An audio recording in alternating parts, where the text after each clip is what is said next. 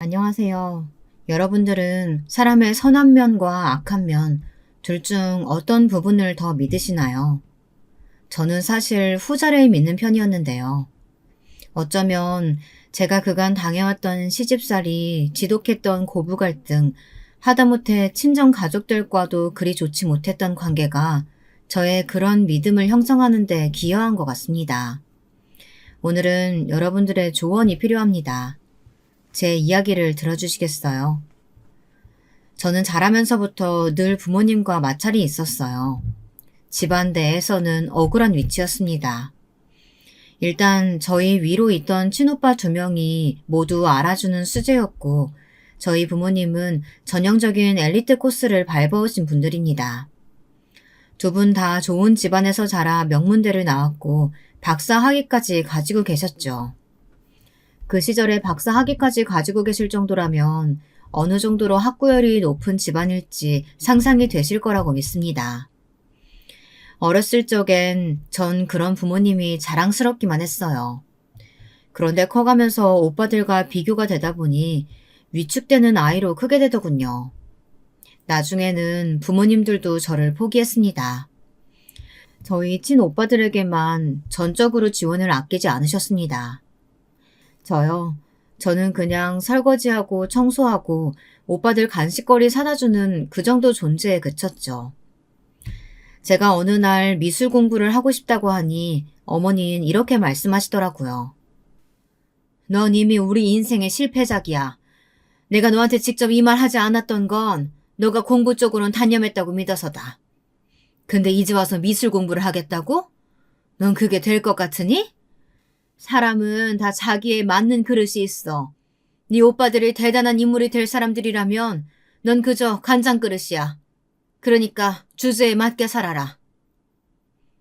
그러면서 이미 어머니는 자신이 저에게 얼마나 실망을 하고 살았는지 줄줄 읊으시는데 울기 싫었지만 그날은 베개에 얼굴을 파묻고 미친 듯이 오열했습니다. 얼마나 서러웠던지 몰라요. 자식에게 실패작이라고 말하는 부모라니. 어떻게 저한테 그런 모진 말을 할 수 있을까? 아무리 생각해도 이해가 되지 않았습니다. 거기다 친할머니가 근처에 사셔서 자주 왕래하곤 했었는데요. 그때마다 친할머니는 오빠들만 감싸고 난리도 아니었죠. 우리 집안의 기둥이라고 하시면서 저 몰래 용돈을 주고 가는 일이 허다했습니다. 저는 감히 요구할 생각도 못했어요. 어린 나이라 그럴 법도 한데 애초에 그런 말을 할 용기조차 없었어요. 더군다나 친할머니가 다녀간 날엔 어머니나 아버지가 절 보시던 눈빛, 그 눈빛 때문에 마음이 무척이나 괴로웠습니다. 그저 난 사랑받고 싶었을 뿐인데 공부 하나로 모든 게 갈렸다는 사실이 억울했어요. 그때부터 제 방황은 시작되었습니다. 저는 소위 양아치 무리들과 어울려 다니며 담배를 폈고 가끔은 어머니 아버지 돈을 훔치기도 했습니다. 그때는 그게 참 묘한 쾌감이 있었어요. 어차피 받지 못할 사랑이라면 이렇게라도 해서 관심을 끄고 싶었던 건지 저는 매번 눈물 쏙 빠지게 혼이 나면서도 양아치 흉내를 냈습니다. 그런데 여기서 알려드리고 싶은 건 제가 냈던 건 흉내일 뿐이었다는 거예요. 그들과 어울리긴 했어도 약한 애들을 괴롭힌다거나 하는 행동은 하지 않았어요. 그저 몸에 해로운 것들을 잔뜩 주입하며 그렇게 제 자신을 망가뜨렸습니다. 그러던 제가 대학을 가지 않고 그대로 집을 나가버린 것은 어쩌면 당연한 수순이었던 것 같네요. 제가 조용히 짐을 싸들고 나가던 날 부모님은 저를 보았음에도 잡지 않았습니다. 도둑 고양이처럼 살금살금 빠져나와 마지막으로 딱 한 번 아파트를 돌아본 날 분명 2층에서 담배를 태우던 아버지와 눈이 마주쳤는데요. 아버진 무표정으로 계시더라고요. 그 길로 저는 발길을 재촉했고 친정과는 인연을 끈다시피 살았습니다.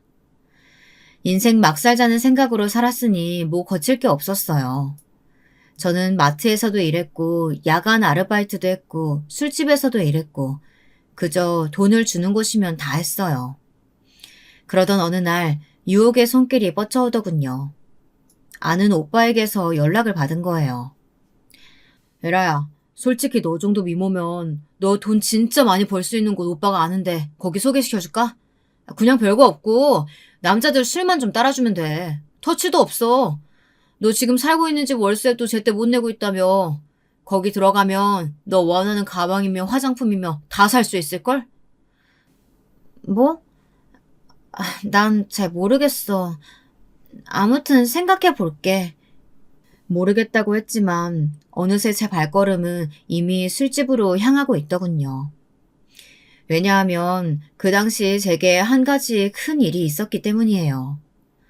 사귀던 남자친구가 돈을 빌려달라고 해 모아둔 적금까지 깨서 줬는데 일주일 뒤 돈을 갚겠다던 남자친구가 연락이 안 되더라고요. 그래, 당장 먹고 죽을 돈도 없는데 한 달만 일하고 나오는 거야. 그렇게 저는 정말로 먹기 위해 살기 위해 그렇게 딱 한 달만 일할 생각으로 술집에 들어가게 되었습니다. 그런데 화류계의 생활이란 정말 늪과 같더라고요. 한번 발을 들이니 씀씀이가 커졌고 그러면서 여기를 못 벗어나게 되었어요.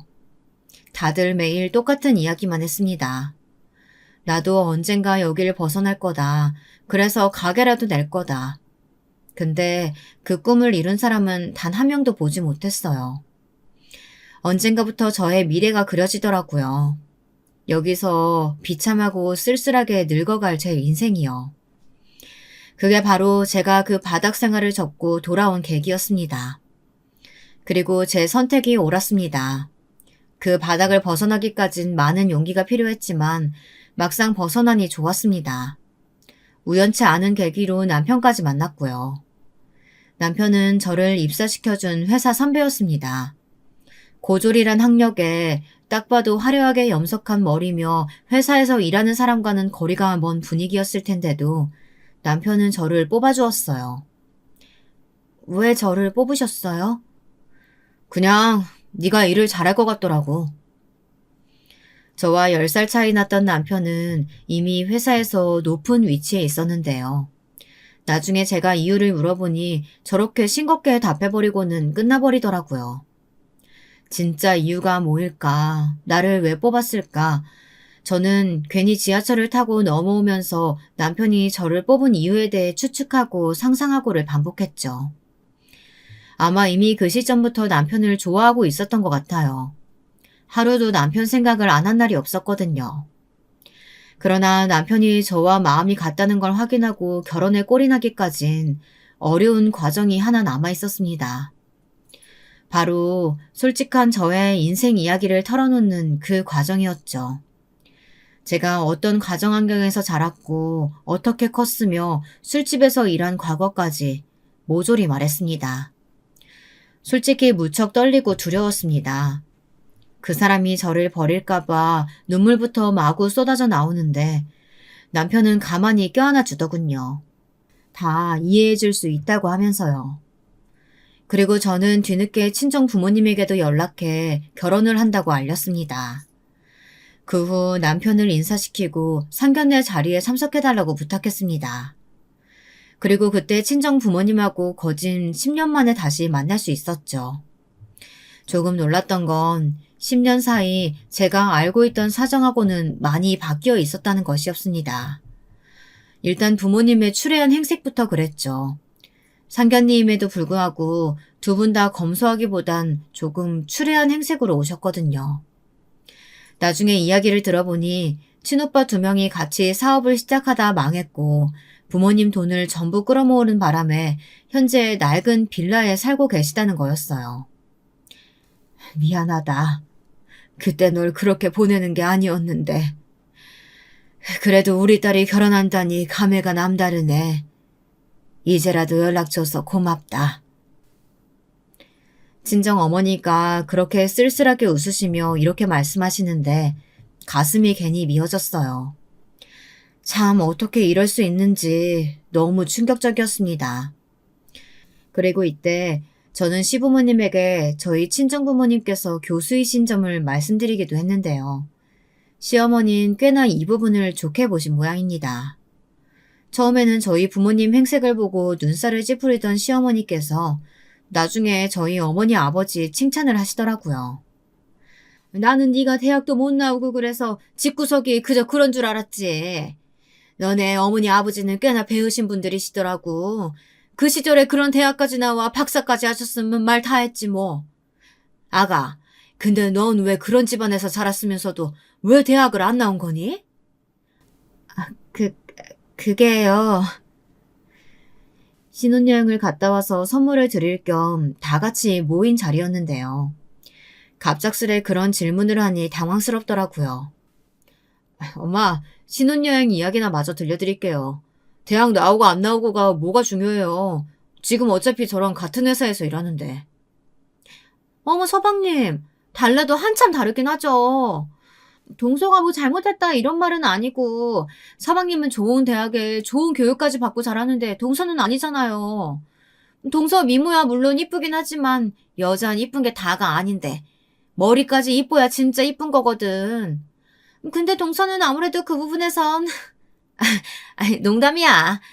동서 미모 정도면 뭐 열남자 꼬셔도 다 넘어가지. 나도 동서처럼 다음 생엔 예쁘게 태어났으면 좋겠다. 그럼 공부 덜해도 팔자가 편할 텐데. 아닌가? 형수님, 이쯤 그만하시죠. 이제 저희 시댁에 관한 설명을 드려야 할 것 같은데요. 사실 시댁엔 저에게 두 명의 적이 있었습니다. 바로 형님과 시어머니 이 두 사람이었죠.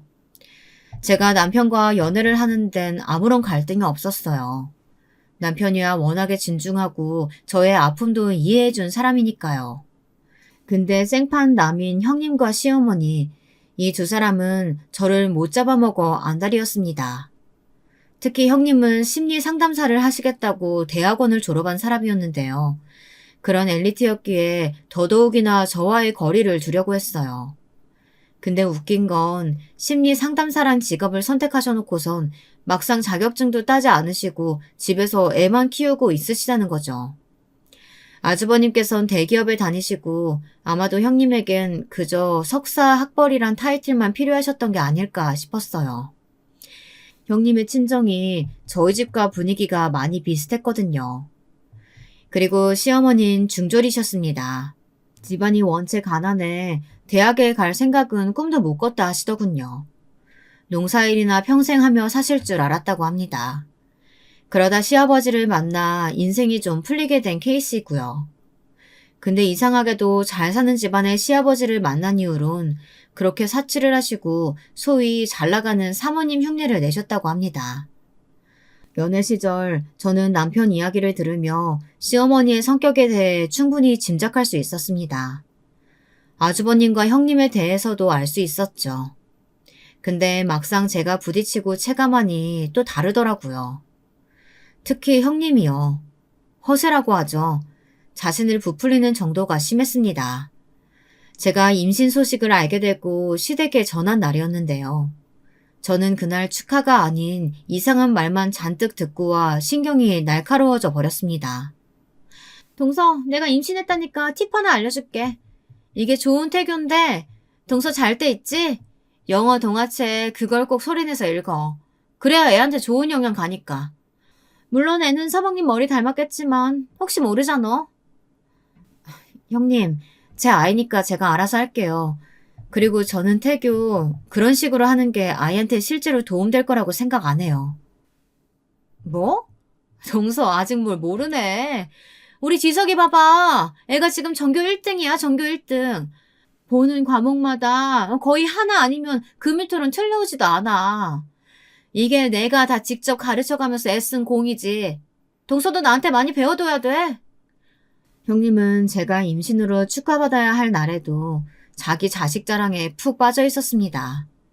남편에게 듣기론 지석이가 학원을 너무 많이 다니느라 형님네 형편이 조금 어렵다고 알고 있었거든요. 아주버님이 잘 버는 편인데도요. 근데 자신이 직접 가르쳤다느니 그러며 뻔한 거짓말을 치고 있더라고요. 거기에 시어머니는 한 말씀 덧붙이셨죠. 그래, 네 형님 말 틀린 거 하나 없다. 나도 우리 손주한테 내 아들 유전자만 쏙 들어갔으면 좋았을 텐데 엄마 유전자까지 애가 물려받으면 큰일이니까 지금부터라도 교육에 힘쓰라고. 명문대 나온 네 형님 말 꼭 들어. 들어서 손해볼 거 없어. 알았지? 엄마 유전자. 한마디로 제 유전자가 도대체 뭐가 어때서 그러는 걸까요? 이래봬도 남편 회사에서 고졸로 입사한 사원이지만 인정을 받아가며 나름대로 제 몫을 해내고 있는 사람이었습니다. 월급은 비록 작지만 몇 년째 근속하고 있는 회사였어요.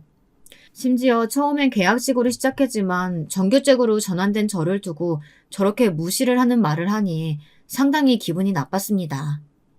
하지만 말리는 시누이가 더 얄밉다고 형님은 시어머니 말이 끝나면 쪼르르 달려가서 어머, 어머님은 어떻게 항상 맞는 말만 하세요?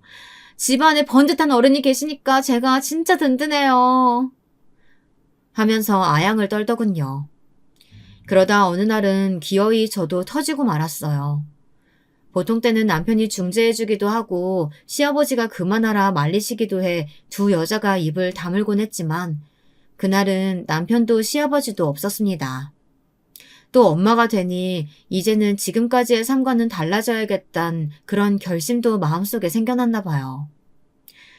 내가 동서 출산 선물로 사온 건데 마음에 들어? 어때? 출산 선물이 동화책이네요. 이거는 우리 동서 읽을 동화책인데 앞으로 애한테 영어 알려주고 하려면 자기도 공부 좀 해야 되잖아. 내가 각국 나라별로 준비했어. 그러니까 번역기 돌리지 말고 단어 찾아가면서 읽어. 그래야 공부가 되거든. 아무튼 마음에 들길 바래. 아이고, 이런 형님이 어딨냐? 세상에 네 형님은 천사다, 천사. 나 때는 이런 게 어딨니? 산후조리원이고 그런 것도 없었는데 요즘은 세상이 참 좋아졌어. 너는 호화스럽게 남편 돈으로 산후조리원도 다녀오고 네 형님한테 이런 선물도 받고. 그래, 애써 준비한 선물이니까 그거 읽으면서 공부 좀 해라. 뇌 좀 듬뿍 채워. 지금 너무 텅 비어있지 않냐? 여러분도 아시겠지만 보통 출산 선물은 수유용품이나 아기 화장품 같은 것들이잖아요. 어처구니가 없더라고요. 산후조리원에서 나와 겨우 몸을 추스리고 있는데 시어머니와 형님은 저희 집을 방문해선 저런 말들이나 늘어놓고 있었어요. 그리고 거기서 저는 참지 못하고 왁 터뜨려 버렸습니다. 너무나 화가 나더라고요. 형님, 괜찮아요. 앞으로 이런 선물 안 하셔도 돼요. 말씀 안 드리려고 했는데 두 분이 유치하게 그러시니 어쩔 수가 없네요. 뭐? 갑자기 뭔 말이야, 동서?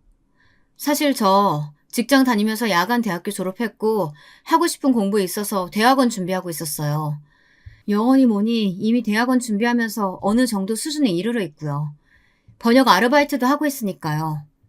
저한테 선물한 이 3세 수준의 영화 동화책은 안 읽게 될 것 같네요. 뭐? 동서가 어떻게 대학원을... 아니, 언제부터? 제가 전부터 관심이 있던 분야가 있었어요. 형님도 공부해서 이미 잘 아시겠지만 심리 상담 쪽이요. 저는 임상 심리 상담사 쪽으로 준비해보려고 대학원 알아보고 있어요. 얘 믿지 말아라. 둘째 아가, 너 거짓말하는 거 아니냐? 괜히 우리한테 허세 떨려는 거 아니냔 말이야. 그럼 못 써. 아무리 자기 처지가 못났어도 어른 두고 거짓말하는 거 아니야. 믿든 말든 마음대로 하세요. 그날 저의 당당한 표정, 당당한 태도에 형님과 시어머니 둘 다 꿀먹은 벙어리가 되었는데요. 저는 속으로 제 승리를 자축했습니다. 결국 백문이 불여일견이라는 말이 맞았습니다. 떳떳이 대학원까지 합격해서 제가 아이 키우며 대학원 다닐 동안은 형님이나 시어머니 둘 다 저를 건들지 않았습니다. 아니, 못한 거죠. 학벌이 갖춰지니 깎아내릴 구석이 없어진 거죠. 얼마나 통쾌하던지 기분이 좋아 절로 콧노래가 흘러나오더라고요. 가기 싫던 명절날도 더 이상 힘들지 않았습니다.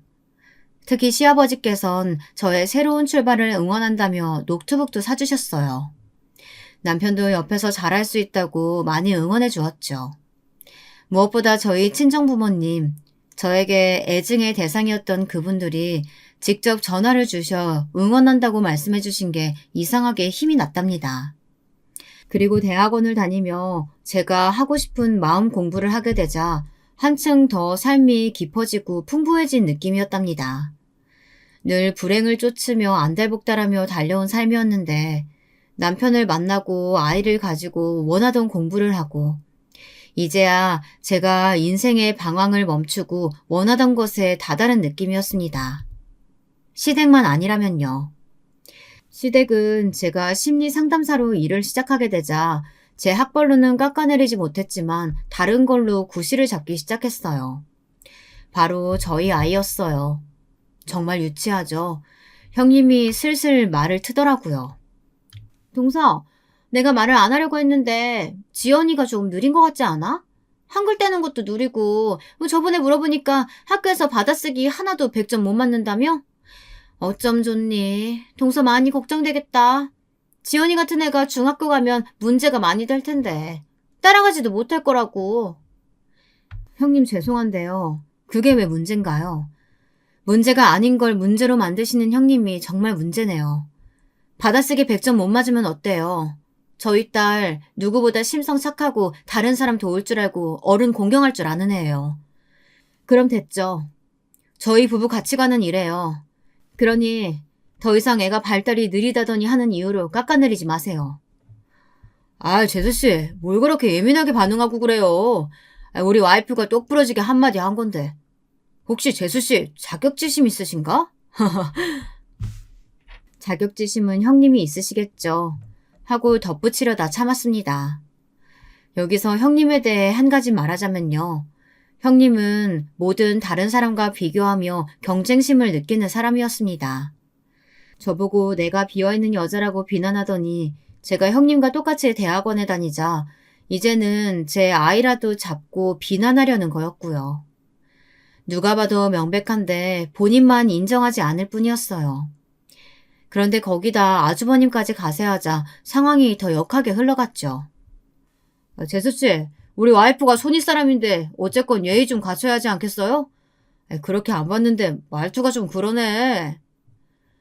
어떤 부분을 말씀하시는 건지 모르겠네요. 저는 형님에게 예의 갖춰서 말하고 있어요. 아니, 우리 와이프가 지연이 걱정돼서 하는 말인데 너무 적대적으로 받아치잖아요. 솔직히 지연이가 뭐 보면 뛰어나게 예쁘지도 않고 뭐 공부도 그저 그렇고 우리 와이프로선 걱정돼서 한 말인데요. 뭐라고요? 그게 지금 애한테 하실 말씀이세요? 아주버님의 말을 듣고 있느라면 형님의 무슨 1+1 버전 같았습니다. 한마디로 말하면 똑같은 성향의 사람이 만나 다른 사람 괴롭히는 것으로 쾌락을 느끼는 사람들이었어요. 형, 그만 못해? 아니 지금 이게 무슨 소란이야? 여보, 형이 당신한테 형, 그만 못해? 아니 지금 이게 무슨 소란이야? 여보, 형이 당신한테 뭐라고 했어? 나 제대로 못 들었는데 당신 지금 형수님이랑 형한테 한 소리 들은 거 맞지? 잠시 담배를 사러 나갔다 온 남편이 굳어있는 제 표정을 보고 바로 상황을 짐작해서 제 편을 들었지만 결국 시어머니의 성화로 끝이 나고 말았습니다. 아주 어중간하게 저만 잔뜩 상처를 받은 채로 말이죠. 그 후 시댁엔 당분간 발을 들이지 않아야겠다 생각했습니다. 저는 그렇다 쳐도 아이가 혹여나 이런 말을 듣고 받을 상처가 걱정이 되었거든요. 어린애 앞이라 해도 입을 가리지 못하는 양반들이니 그렇게 하고 싶었습니다. 남편은 그것을 시부모님에게 통보해버렸고요. 뭐?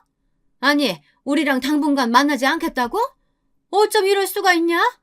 이거 둘째 며느라가 생각이지? 엄마, 더 이상 이 사람 괴롭히지 마세요.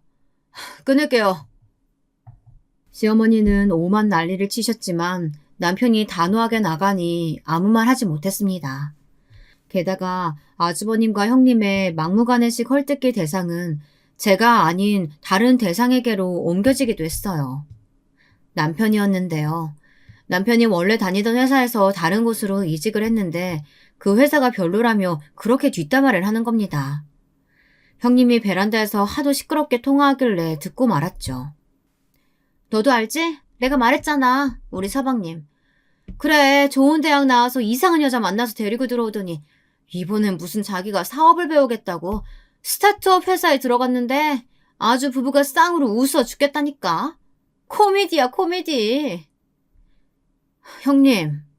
나중에 저를 발견한 형님이 소스라치게 놀라 어디까지 들었냐며 묻는데 저는 순간 머리채를 잡아뜯고 싶은 충동을 느꼈답니다.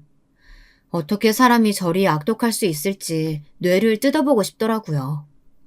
물론 여기서 그치지 않고 형님의 질투와 시기는 점점 더 심해져 갔어요. 저희 남편이 회사를 나와 한 사업이 잘 되었는데 그걸 가지고 또 뭐라고 하는 겁니다. 제가 조금이라도 좋은 가방을 들고 오면 어머 동서 사치하는 거야? 사방님이 힘들게 번 돈일 텐데 사방님 생각 좀 해야지. 하며 친척 어른들 다 있는 앞에서 한마디를 하기도 했어요. 제 얼굴이 괜히 붉어지게요. 당시 아주버님이 자신이 다니던 회사에서 뚜렷한 실적을 내지 못해 권고사직을 당했다고 들었는데요. 그래서인지 누구든 헐뜯고 싶어하는 마음이 더 드러나더군요. 정말 다행스러운 건 여기엔 시어머니가 동조하지 않으셨죠. 사실 몇 달 전 시댁과 다시 연락을 하게 된 계기가 생겼는데요.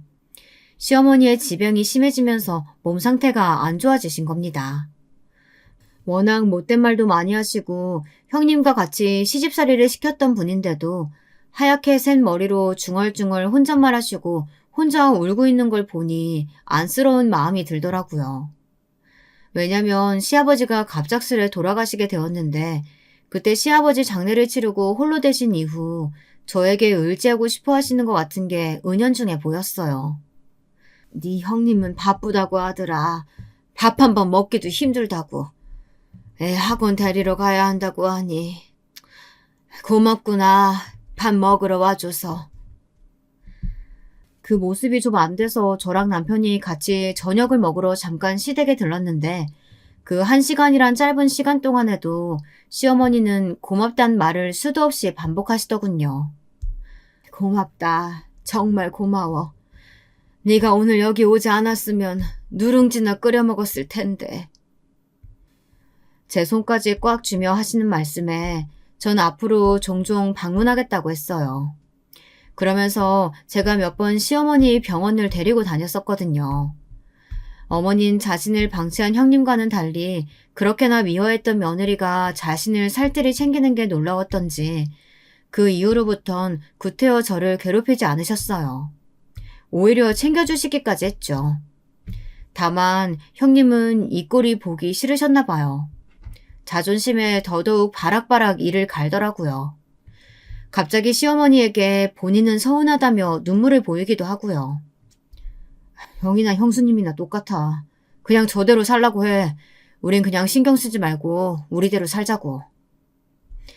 그래서 저나 남편은 저렇게 말하고 그쪽으로는 아예 신경을 안 쓰려고 했어요. 허나 왜 시댁은 도대체 바람잘 일이 없는 건지. 그러던 어느 날 아주버님과 형님 두 사람과 아주 대판 싸우게 되었는데요. 제가 아니고 이번엔 남편이 전면에 나서 싸우게 되었습니다. 이 일로 인해 남편은 아주버님과 연을 끊어야 하나 진지하게 고민할 정도의 큰일이었답니다. 사실 그 시점 제게 너무나 비극적인 일이 생겼는데요. 친정 부모님을 두 분 다 한날 한시 교통사고로 잃게 되었습니다. 20대가 운전한 음주운전 차량이었다고 합니다. 전 그 소식에 장례식 내내 정신을 못 차렸고 친오빠들로 인해 골치도 아팠어요. 친오빠들은 어머니나 아버지가 돌아가신 게 슬픈 게 아니라 그냥 돈 대줄 사람이 없으니 상심에 빠져 보였습니다. 심지어 장례식 끝나고 저에게 와서는 지그시 묻더라고요. 혹시 돈 빌려줄 수 없겠냐고요. 그 말에 전 친오빠들의 뺨을 치며 그랬습니다. 오빠들 제발 적당히 좀 해. 오빠들 때문에 엄마 아빠가 힘들어했던 거 몰라? 정말 모른다고 할 수 있어? 엄마 아빠 이제 영영 못 번다고. 콩가루 지방과 다를 게 없었어요. 친오빠들은 그 말을 듣고도 그럼 자기 돈은 이제 누가 대주냐며 아직도 갚아야 할 빚이 산더미라고 하더군요. 평소 오빠들의 빚 문제로 고민이 깊으셨던 부모님 얼굴이 떠오르니 마음이 참 안 좋았습니다. 그 후 상실감에 우울감에 집안에서 아이 케어도 못한 채 꼼짝도 못하고 누워만 있었는데요. 갑자기 그때 형님으로부터 연락이 온 겁니다. 저기 동서가 마음 어려운 건 알겠는데 나도 지금 상황이 여의치가 않아. 어머님 병원을 내가 모시러 가야 되는데 그 일도 시간 없고 나도 우리 지석이 때문에 좀 바쁜 게 아니라고. 미안한데 동서가 해줄 수는 없겠어? 친정 집안 문제만으로도 머리가 시끌거리는데 거기에 이어 시어머니 시중 들라는 말을 대놓고 하시니 정말 머리가 깨질 것 같더군요. 그래서 형님에게 저는 못한다고 말하고 전화를 끊었습니다. 근데 제 전화에 열이 받은 건지 바로 전화가 와서는 왜 못하는 거냐며 갑자기 묻지도 않은 자기 사정을 쭉 늘어놓는 거예요. 거기엔 시어머니 험담도 포함이 되어 있었죠. 동서, 내 말 못 알아들었어? 나도 지금 아주 정신없어 죽겠다고. 우리 그이 요즘 사업한다고 바빠. 나 애 키우는 것도 힘든데 그것까지 도와주러 다녀야 한다고. 동서가 해줘. 노인네 수발 드는 게 보통 일도 아니고. 난 그런 짓거리 못해. 그래서 제가 기가 차 안 되겠다고 하며 전화를 끊어버리자 이번엔 형님과 아주버님 두 분이 같이 오셨더라고요. 아주버님까지 나서니 미칠 지경이었답니다. 아니 재수씨, 제가 부탁드릴게요. 재수씨가 좀 해줘요. 이 사람이 나 돕느라 바빠서 그래요. 우리 어머니 병원에서 오늘 검진 받았는데 암이라고 해요. 아직 초기고 하니까 수발 드는 거 어렵지 않을 거예요. 재수씨가 잘해주면 내가 성공해서 그 목 갚을게요. 형, 이 사람이 얼마나 고생했는지 몰라서 이래? 자기 천대한 시어머니 병원 데려다주고 외롭다 하시면 곁에서 말동무해주며 밥 먹어준 사람이야. 어쩜 사람이 이러냐? 형이랑 형수님 둘 다 바쁘다고 엄마 모른 척하기 바빴잖아. 그러면서 이젠 뭐 간병을 하라고? 여기에 남편의 목소리가 높아지면서 남편과 아주버님의 싸움이 시작되었고 그 싸움이 너무 커져 나중엔 아예 연을 끊자는 말이 나왔습니다. 그렇게 저희는 약 5년간 서로 연락하지 않고 지냈어요. 꽤나 긴 시간이었는데도 그럼에도 불구하고 연락하지 않은 그 시간이 평온함으로 다가오더군요. 저는 심리 상담사로서 열심히 일하고 있었는데 직업에 사명감을 가지고 일한 터라 더 빠르게 시간이 간다고 느껴졌는지도 몰라요. 그러다 곧이어 좀 엄청난 소식을 듣게 되었어요. 바로 아주버님의 사업이 망했다는 소식이었습니다. 아이고, 이를 어쩌면 좋으냐. 나는 그 큰 빚 갚아줄 돈도 없어. 내가 이미 대출 끌어당겨서 돈 다 융통해줬다고. 나도 이 나이에 일하러 나가야 할 처지가 됐다. 정말 미칠 노릇이구나. 어떻게 그렇게 하루아침에 망해버린다니? 시어머니와는 꾸준히 연락하고 명절에도 형님네와는 따로 들려보고 있었는데요. 어느 날 형님네 부부 소식을 전해주시더라고요. 형 상황 많이 심각한 거예요? 그래. 더 이상 살아날 기미도 안 보이고 도망 다니고 있댄다. 빚쟁이들 때문에. 남한테 얘기만 들었지 이게 내 자식 얘기가 될 줄은 몰랐다. 그러니까 왜 잘 다니던 회사를 때려쳐서. 아니다. 걔를 탓할 게 아니야. 다 내 탓이다. 내가 자식 목을 너무 조른 거야. 어렸을 때부터 그렇게 허영 부리고 사치 부리면서 아들한테 너는 꼭 훌륭한 사람 돼야 한다고 너무 압박을 준 게다. 다 내 탓이야. 시어머니는 모든 게 자신의 잘못이라며 오열을 하셨는데요. 그 말씀에서 깊은 죄책감과 함께 진심으로 사죄하는 모습이 보였습니다. 다 자신이 자식을 잘못 키운 거라고 하시는데 남편도 눈시울이 붉어지더군요. 사실 당연히 아주버님과 사이가 안 좋긴 했지만 피를 나눈 형제이고 하니 걱정은 되었나 봐요. 집으로 오는 내내 남편 표정이 좋지 않더라고요. 저 역시 그러긴 했습니다. 하지만 그들의 빚을 갚아줄 여력도 마음도 없었어요. 그저 이렇게 시간이 지나가길 기다릴 수밖에 없었죠. 그런데 제가 다시 형님을 만나게 될 줄은 꿈에도 몰랐어요. 그것도 예상치 못한 장소에서 말입니다. 사건의 발달은 남편이 며칠 전부터 불안한 표정으로 제 주위를 어슬렁거리다 던진 한마디 말 때문이었는데요. 저기 여보, 내가 보여줄 게 하나 있는데 이걸 어떻게 말해야 될지 모르겠네. 있잖아, 우리 회사 직원이 대화 나눈 내용을 내가 그걸 지나다가 우연히 보게 됐어. 참고로 얘가 질이 별로 좋지 못한 놈이야. 자기 친구랑 퇴근하면 이상한 곳을 어슬렁거리나 본데. 아, 더는 말 못하겠다. 둘이 대화하는 내역인데 한번 봐봐. 남편이 갑자기 횡설수설하며 무슨 대화 내역을 하나 보여주더라고요. 그런데 그 대화 내역의 내용이란 역겹기 짝이 없었습니다. 허구한 날 술집 노래방을 다니는 모양이었는데 아가씨들이 있는 곳만을 골라 다니는 놈들이더라고요. 오늘은 저 아가씨가 이뻤다. 저기에 있는 아가씨들 가슴이 더 크더라. 이런 내용들이 가득했어요. 남편이 우연히 회사 점심시간에 꺼지지 않은 직원 컴퓨터 창을 보고 자신이 대신 꺼주려고 하다가 카톡 내용을 보게 되었고 기겁을 해서 가져온 것이었습니다. 근데 얘가 그 업소 아가씨들 사진을 몰래 찍은 것 같더라고. 상습적으로 그러고 다녔나 봐. 채팅창을 위로 올려보니까 이런 사진들이 빼곡하더라고. 근데 여기 이 사진 가장 최근 사진인데 이 여자 형수님이랑 닮지 않았어? 눈매도 그렇고 특히나 이 목걸이 형이 사준 목걸이 같던데. 사실 남편이 찍어온 사진이었기에 저는 제대로 사진을 식별할 수가 없었습니다. 근데 남편은 자신의 두 눈으로 확인했으니 더 잘 알아볼 수 있었겠죠. 남편은 저에게 내일 그 직원에게 업소 이름을 물어보려고 하는데 어떻게 생각하냐고 물었습니다. 저는 곧바로 답할 수가 없었습니다. 아무리 형님이 돈이 없어 생계가 위급하다곤 했지만 설마 이런 곳에서 일을 할까 싶더라고요. 가뜩이나 아이도 있는 애엄마잖아요. 저는 일단 남편에게 업소 이름을 알아오라고 했어요. 그리고 아무래도 이건 제가 직접 두 눈으로 확인해야겠다 싶었습니다. 다음날 남편은 제게 전화로 업소 이름을 알려주었어요. 로즈 노래방? 알겠어. 지아라고? 내가 확인해보고 연락 줄게. 형님으로 추정되는 여자가 일한다는 노래방으로 가는 내내 가슴이 괜히 콩닥콩닥 뛰었습니다. 설마 아닐 거야 하는 마음도 있었어요. 제게 누구보다 모질게 가혹하게 대하셨던 분이 바로 형님이잖아요.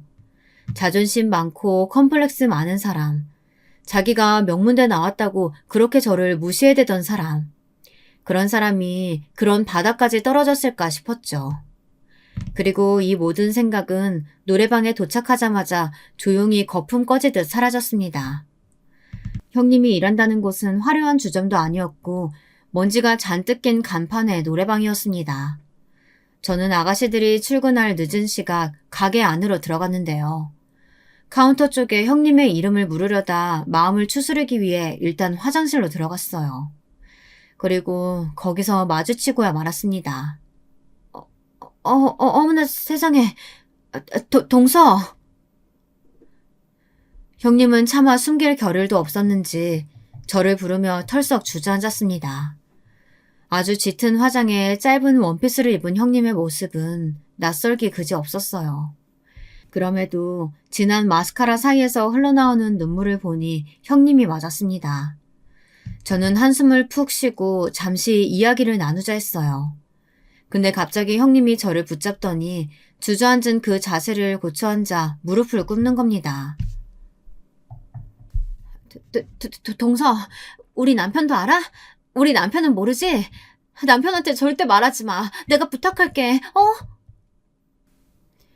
간절하게 떨리는 목소리에 저는 당황스러울 수밖에 없었어요. 있잖아. 나이도 많아서 다른 데는 가지도 못해. 근데 여기가 돈도 제일 많이 주고 우리 애 때문이라도 여기서 일할 수밖에 없어. 동서, 내 사정 좀 봐줘. 부탁할게. 내가 동서한테 심하게 대했던 거 다 미안해. 내가 잘못했어. 그러니까 우리 남편한테 말하지 말아주라. 그냥 못 본 척 해줘. 부탁할게. 형님, 알았으니까 일단 일어나세요. 얼른요. 바닥 더러워요. 어떻게든 형님을 일으켜 세우려고 했지만 형님은 비느라 여념이 없었습니다. 겨우겨우 형님을 끌고 밖으로 나와 일이 끝날 때까지 기다리겠다고 말한 후 동이 틀 때쯤에서야 형님을 데리고 해장국집으로 갔어요. 처음엔 지친 얼굴로 해장국을 한술 뜨던 형님이 이내 배가 고팠는지 허겁지겁 국물을 들이키더군요. 그리고선 멋쩍은 듯 제게 사이다도 하나 시켜도 되냐고 묻더군요. 이모, 여기 사이다 하나 콜라 하나 주세요. 고마워, 동서. 참, 이런 신세로 동서 앞에 나타나다니 참 부끄럽고 그렇다. 아까는 경황이 없어서 제대로 이야기 못했는데 동서도 들었겠지만 우리 그 일 사업 망했어. 그리고 나 여기저기 일자리 찾으러 다녔었어. 근데 나이도 많지 경력도 단절됐지 받아주는 곳이 없더라고. 대학원 나왔지만 자격증이 없어서 상담사로 일할 수도 없고. 진즉에 자격증을 따놓을 걸. 남들 대학원 나오고 힘들게 자격증 딸 때 학벌 얻었으니 됐다고 혼자 으스댔었는데 그게 너무 후회되더라. 그땐 그렇게 힘들게 사는 사람들 비웃었었는데 이젠 그 사람들이 나를 비웃겠지. 간간히 어머님께 들었어. 동서 상담사로 열심히 일하고 있다고. 최근에는 개인 상담소까지 차렸다며? 그 얘기 듣는데 정말 부럽고 멋지더라. 나도 동서처럼, 아니 동서의 반만이라도 따라갔으면 지금 이 센세가 되진 않았을 텐데. 우습겠지만 이렇게 바닥치고 나니까 동서 생각이 많이 났어.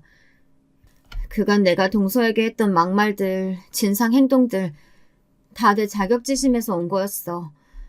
내가 못나고 가진 게 없으니까 괜히 잘나가는 동서 깎아내리고 싶었던 거야. 새삼 그걸 깨닫고 나니까 내 스스로가 너무 초라하더라. 나는 왜 이렇게 살 수밖에 없었을까? 같은 사람이고 같은 인생인데. 늦었겠지만 너무 미안했어, 동서. 반성하고 있다고 말해봤자 지난 상처가 지워지진 않겠지만 그래도 너무 미안해. 형님이 마음에서 우러나오는 말을 듣고 있자니 저는 그간 형님이 제게 했던 행동들이 떠오르는 것이 아니라 형님이란 사람 자체를 다시 보게 되었습니다. 저도 마음 한구석 형님이 안 되길 바라며 늘 원망하는 심정으로 지냈었는데 막상 제게 이렇게 용서를 구하는 형님을 보니 그것이 부질없었다는 생각이 들더라고요. 왜냐하면 바닥에 떨어진 형님의 모습을 보니 한 가지가 명확해졌거든요. 제가 형님이 정말 망하기만을 바라진 않았다는 것을요. 그게 별로 그리 썩 통쾌하지도 않았고 개운해지지도 않았어요. 저는 사람들의 마음을 치료하는 상담사로서 수많은 내담자들의 상처를 다루었고 그럼으로써 제 어린 시절도 들여다보았습니다. 방황할 수밖에 없었던 양육 환경, 그로 인해 생긴 마음의 결핍, 고통, 그 모든 것들이 치유되지 못한 채로 머물러 있으니 저는 집을 뛰쳐나올 수밖에 없었고 부모와도 연을 끊을 수밖에 없었답니다. 하지만 남편이 있었기에 인생을 바로 세울 수 있었고 따뜻한 가정도 만들 수 있었어요. 어쩌면 형님에게도 자신만의 인생사가 있었겠죠. 물론 상처가 있다고 해서 다른 사람에게 함부로 굴 권리는 그 사람에게는 없겠지만 형님은 제게 진심으로 사과를 하고 있었습니다. 자신의 자격지심을 최소한 인정하고 있었죠. 저는 형님에게 아주버님에게 말하지 않겠다는 약속, 그 약속을 지키겠다고 말하곤 집으로 돌아왔습니다. 그리고 혼자 생각에 빠졌어요. 그러다 어느 정도 마음을 가다듬은 후 남편과 대화를 나누게 되었답니다. 그래, 그랬구나. 역시 그럼 지석이는 어떻게 지내고 있대? 노래방 아르바이트 저녁에 하니까 낮에는 지석이랑 지내다 밤에는 그쪽을 일을 가시나 봐. 근데 지석이도 적응 못하고 많이 힘들어한다고 하더라고. 남편도 조금은 괴로운 것 같은 얼굴이었습니다. 그때 저는 조심스레 생각해오던 것을 말했어요. 우리가 형님 부부를 도와주는 게 어떻겠냐고요. 지금 돕지 않으면 나중에 후회할 것 같다는 심정도 함께 말했죠. 답답해 보이실진 모르겠지만 이게 제 솔직한 심정이었습니다. 당신 오래 생각하고 말하는 거지. 후회 안 할 수 있어? 남편은 제 눈을 똑바로 쳐다보며 그렇게 묻더군요. 저는 고개를 끄덕였고 다음 날 형님을 찾아갔습니다. 이번엔 먼저 연락을 하고 만났는데요. 형님은 여전히 지치고 초라한 얼굴이었습니다. 저에게 차라도 대접해야겠다며 집으로 가자고 하더군요.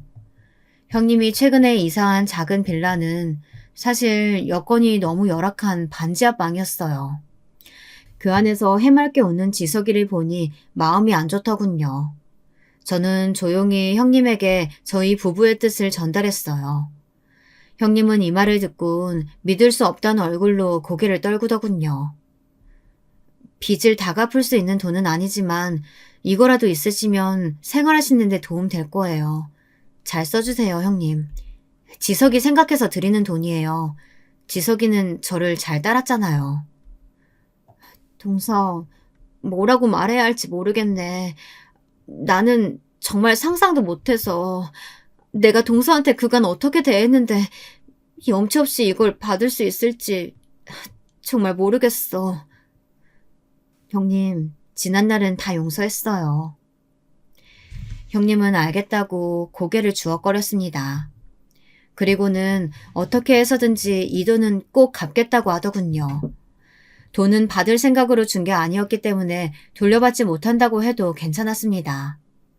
그 후 저희는 저희대로의 삶을 살아갔고 형님은 형님대로 간간히 소식을 들려주며 5년간 연락을 이어갔어요. 노래방 도우미는 저희 부부에게 돈을 받고 난 후 그만둘 수 있게 되었다고 합니다. 대신 그 시간에 다른 일거리를 찾아줬다고 하더군요. 꽤 큰 순댓국 식당에서 일하게 되었는데 직원 할인을 받는다며 저희 집으로 순댓국을 종종 보내오시기도 했습니다. 하지만 여기서부터가 제 사연의 하이라이트라고 할 수 있어요. 그렇게 형님과 연락을 하고 지내던 무렵 점점 형님네 사정이 좋아진다는 소식을 듣게 되었습니다. 그로부터 3년 후 형님은 드디어 이사를 가게 되었다며 저희 부부를 집들이에 초대했더라고요. 저는 남편과 함께 기쁜 마음으로 집들이에 갔습니다. 아주버님이 평소 좋아하시던 와인과 형님이 좋아하는 과일 세트, 지석이 선물까지 사들고요. 확실히 형편이 많이 피신 건지 이사한 오피스텔형 아파트는 굉장히 깔끔하고 좋아 보였습니다. 역시 아주버님 잘 일어나셨나 보네요. 다행이에요. 아니야. 아직 멀긴 했는데 그래도 우리 가족들이 있으니까 이만큼 올 수 있었지. 특히 우리 동서 고마워. 분위기가 무르익으며 형님 부부에겐 너무 잘 됐다는 식의 인사까지 했는데요.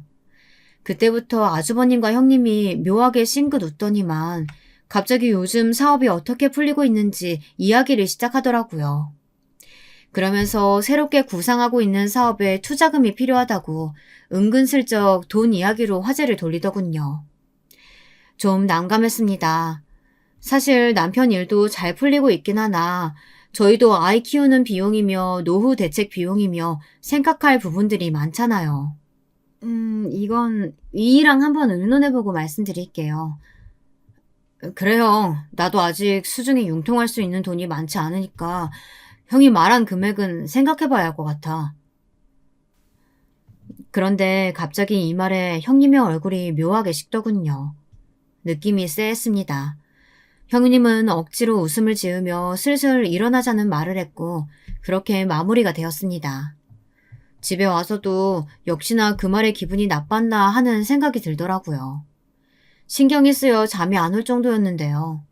그러다 저는 어느 날 아주 제대로 뒤통수를 맞게 되었습니다. 누구인지 말 안 해도 짐작하실 거예요. 형님이 어느 날 시어머니 생신을 앞두고 잠깐 저희 집에 와도 되냐고 묻더군요. 음식 문제며 상의할 게 있다고 하면서요. 그럼요, 형님. 내일 봬요. 그럼 형님이 좋아하는 간장국수 말아놓고 있을게요. 그러고 형님과 함께 국수를 먹은 후 이야기를 나누다 평상시처럼 집으로 돌아가셨습니다. 그런데 형님이 가고 난 후 안방으로 갔는데 서랍장 하나가 열려 있더라고요. 아주 미세하게 열려 있었는데 저는 평소 문을 다 닫아놓는 편이라 바로 알 수 있었습니다. 누군가 이 문을 열었다는 것을요. 그리고 허겁지겁 서랍장 문을 열어 확인했더니 역시나 현금 다발이 없어져 있었어요. 시어머니 생신이 바로 9주 주말이라 선물로 드릴 현금을 그대로 서랍 안에 넣어두었거든요. 형님과 대화 중에도 그 이야기를 했었고요. 현금 액수도 상당했어요. 갑자기 머리가 어질거리더군요. 배신당했다는 생각에 화가 솟았고 더군다나 그게 형님이란 사실이 더 상처가 되었습니다. 저는 당장 형님에게 전화해 돈의 행방을 물었습니다. 뭐 동서? 지금 그 돈을 내가 가져갔다는 거야? 참 사람 구질하네. 아니 내가 그 돈을 왜 가져가? 형님 솔직히 말씀하세요. 다 알고 있어요. 거기 돈 넣어놓은 거 말한 사람 형님밖에 없고 이 집에 드나든 외부인도 형님밖에 없다고요. 어머 증거 있어? 증거도 없으면서 지랄은? 야, 너 내가 못 산다고 네 돈까지 훔칠 정도로 모자라 보이니? 누구를 도둑으로 몰아가? 귀찮게 하지 말고 끊어. 이런 전화 불쾌하니까 걸지 말고. 정말 제대로 열이 받았습니다. 그간 형님의 사정을 봐주고 생계비까지 건네며 손을 잡아주었더니 정말이지 천지가 개벽할 일이었어요. 사람에게서 받은 상처는 쉽게 치유되지 않잖아요. 밤잠을 설칠 정도로 화가 나더군요. 솔직히 그날 이후 많은 고민에 시달리고 있어요. 시어머니 생신도 다가오는데 지금 어떻게 이 일을 처리해야 할까 많은 고민이 됩니다. 인생 선배들의 조언 부탁드립니다. 제가 어떻게 해야 현명하게 대처했다고 볼 수 있을까요? 안녕하세요. 저는 올해 62세에 접어든 보잘것없는 한 여자입니다. 사람은 나이가 들면서 성격에 따라 얼굴도 변한다고 하죠. 요즘 거울에 비친 제 모습을 보면 제가 보기에도 심술과 욕심이 그득그득하네요. 한 번 사는 인생 좀 착하게 살았어야 하는데 저도 제가 왜 그렇게 살았는지 모르겠습니다. 저는 정말 후회되는 삶을 살았어요. 천벌을 받아도 마땅할 정도로 나쁜 사람이었죠. 한평생을 그렇게 살아왔으니 어쩌면 앞으로도 선해지는 건 불가능할지도 모르겠네요. 저는 저의 욕심으로 인해 하나뿐인 아들을 잃었습니다. 10년 전으로 시간을 되돌릴 수만 있다면 제 모든 것을 다 버리더라도 그런 짓은 하지 않을 거예요.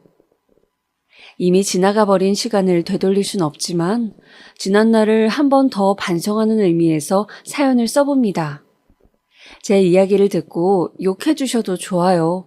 저는 욕을 먹어도 싼 사람이니까요. 저는 남편과 일찍 이혼하고 외동아들을 혼자서 키웠습니다. 남편과는 성격 차이로 이혼을 했는데요. 그 당시에는 남편이 저한테 맞춰주지 않는다고 생각했지만 지금 와서 생각해보니 제 성격을 감당할 남자가 누가 있었을까 싶네요. 반면 키도 크고 공부도 잘하는 아들은 저의 유일한 자랑거리였어요. 아들은 어릴 때부터 똘똘했는데 중고등학교 때에는 항상 전교 1등을 유지했죠. 애들 키우는 엄마들은 다 아시겠지만 자식이 공부를 잘하면 그게 그렇게 자랑스러울 수 없잖아요. 주변에서도 공부를 도대체 어떻게 시키길래 애가 맨날 1등만 하냐면서 부러워하곤 했어요. 저는 아들 덕에 동네에서 어깨 쫙 펴고 다닐 수 있었죠. 아들이 혼자서도 뭐든 잘했기 때문에 특별히 과외를 시키거나 학원을 보내진 않았어요. 공부 머리가 있으니 굳이 뭘 시키지 않아도 알아서 잘하고 또 지가 먼저 원하지도 않더라고요. 과외를 받고 싶다거나 학원을 다니고 싶다고 얘기했으면 충분히 시켜줄 여력은 됐는데도요. 아들은 공부도 잘했지만 정말 착한 아이였습니다.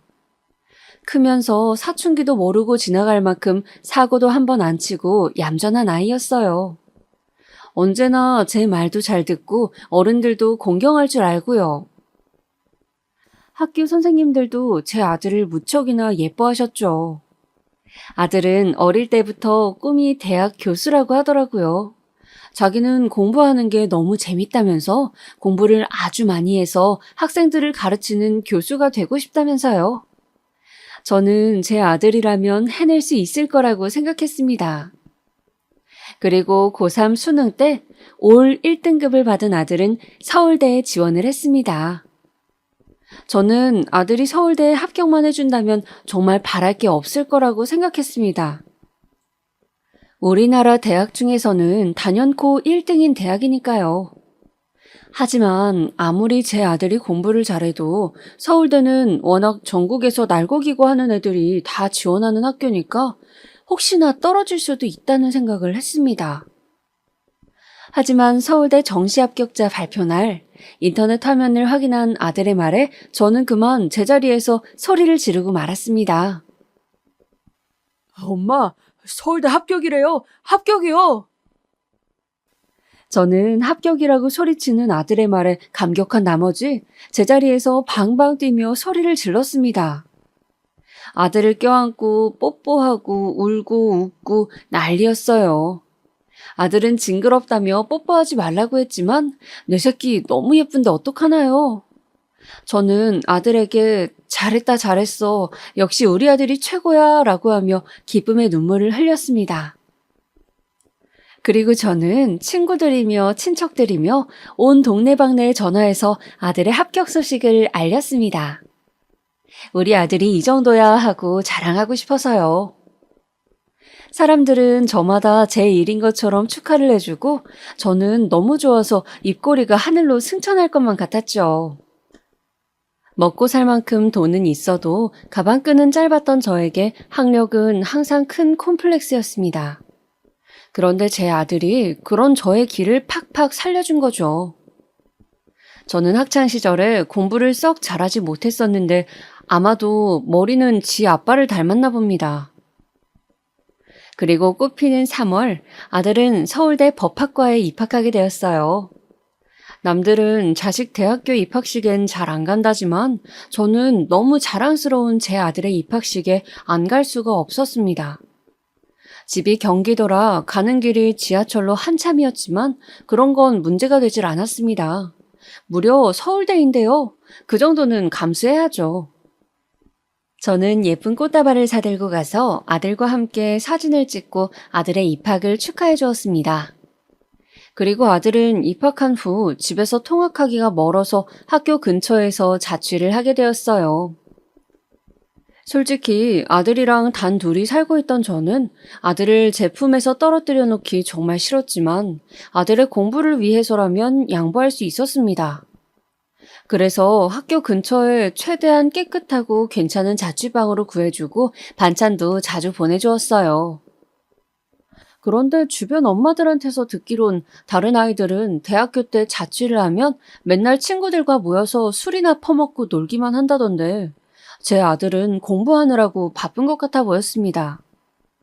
전화를 해보면 항상 도서관이라고 하더라고요. 그리고 아들은 군대를 다녀온 후에도 바로 복학을 하여 열심히 학교를 다녔습니다. 아들은 대학생이 된 후에도 교수가 되고 싶다고 하더라고요. 저는 솔직히 서울대 법학과까지 나왔는데 이왕이면 판검사를 해줬으면 좋겠다고 생각했지만 아들이 어릴 적부터 꿈꿔왔던 거니 응원하기로 했습니다. 판검사 엄마나 교수 엄마나 둘 다 생각만 해도 어깨에 힘이 들어가고 뿌듯했어요. 그리고 저는 평소에도 아들이 교수가 된 미래의 모습을 상상하며 콧노래를 흥얼거리곤 했습니다. 교수는 연봉도 많이 받고 사회적 지위도 높으니 직업으로는 더할 나위 없이 좋았죠. 좋은 집에 좋은 차, 그리고 멀끔한 양복을 입은 아들과 같이 있으면 사람들이 얼마나 부러워할까요?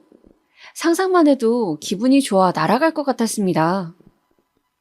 그리고 아들이 교수만 된다면 아마 여러 집안에서 선자리가 들어오겠죠? 우리 아들 급에 맞추려면 어느 정도 수준의 며느리를 골라야 할지 혼자서 상상을 해보았습니다. 우리 아들은 키도 크고 얼굴도 멀끔하고 게다가 대학 교수이니 그 정도 급에 맞추려면 아마 엄청 부잣집 딸내미이거나 의사, 변호사 같은 전문직 여자 정도는 되어야 한다고 생각했습니다. 부모의 직업은 병원장이나 대기업 임원 정도면 좋겠죠? 그 이하는 생각하고 싶지 않았습니다. 우리 아들의 사회적 지위를 생각하면 집도 강남의 비싼 아파트 정도는 사줄 수 있어야 하고요. 2세도 중요하니 이왕이면 키도 크고 늘씬한 며느리였으면 좋겠다고 생각했습니다. 성형은 하지 않고 자연 미인이어야 되고요. 근데 또 요즘 여자애들은 당돌한 면이 있으니 시어머니 무서운 줄 아는 애였으면 좋겠고요. 혼자 머릿속에서 며느리감을 고르다 보니 그렇게 재밌을 수가 없었습니다. 아들이 능력이 좋으니 고르는 재미가 있어서요. 아들이 아직 대학생인데도 여기저기서 소개시켜달라고 하는 걸 보면 대학 졸업 후에는 얼마나 좋은 집안에서 소개가 들어올까 기대가 되었습니다. 아들이 졸업만 하면 저는 아들의 결혼 상대감 찾는 데에만 집중할 생각이었습니다. 그런데 이런 저의 행복한 상상이 무색하게도 대학교 졸업반이던 아들은 말도 안 되는 여자애를 며느리감이라고 데려왔습니다. 아들이 집에 데려온 그 여자는 얼굴은 예쁘장했지만 키도 조그맣고 행색을 보니 잘 사는 집 애 같지도 않았습니다. 아들 말이 여자애가 임신을 했다고 하더군요. 벌써 4개월이라고요. 그러고 보니 헐렁한 옷을 입어서 몰랐는데 여자의 배가 볼록해 보였습니다. 저는 너무 놀라서 아들 등짝을 때리며 화를 냈습니다. 어이구, 이 화상아. 미쳤어, 미쳤어. 4개월이면 지우기도 힘든데 이제 어떡할 거야? 제가 마구 화를 내자 옆에 있던 여자애는 훌쩍거리며 울기만 하더군요. 저는 잠시 화를 가라앉힌 뒤 혹시나 하는 마음에 그 여자에게 물었습니다. 아들이 여자 보는 눈이 있다면 좋은 조건의 여자애를 일찍 만난 걸 수도 있으니까요. 아휴, 그래. 그런데 넌 학교는 어디 다니니? 제가 묻자 그 아이는 이렇게 대답하더군요.